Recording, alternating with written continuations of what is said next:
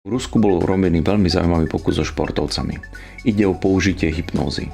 Športovci krátko pred pretekmi potrebovali zhodiť niečo z tuku, ale pritom nestratiť svalovú hmotu, alebo ešte v lepšom prípade svalovú hmotu ešte nabrať. Ten, kto sa týmto veciam venuje, vie, že je to veľmi ťažké. Je ľahké schudnúť alebo nabrať, ale schudnúť a pritom nabrať svaly, to je v skutku problém. Takže sa ľudia zhypnotizovali a u väčšiny športovcov to zabralo veľmi dobre. To znamená, nabrali svaly, stratili tuk, perfektné. Ale v rámci tej skupiny boli aj ľudia, kde to nezabralo. A dokonca tam boli aj ľudia, ktorí mali opačný efekt. A tento problém vlastne vidíme pri tomto placebo a nocebo. To znamená, placebo je, že napríklad ja idem na nejaké pútnické miesto a sa tam vyliečím. To znamená, mám pozitívnu myseľ o niečom a vyliečím sa.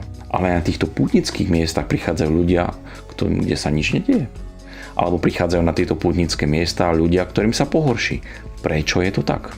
Takže sa v tomto smere robil potom ďalší výskum, aký bol rozdiel medzi týmito troma skupinami ľudí. A prišlo sa na veľmi zaujímavú vec.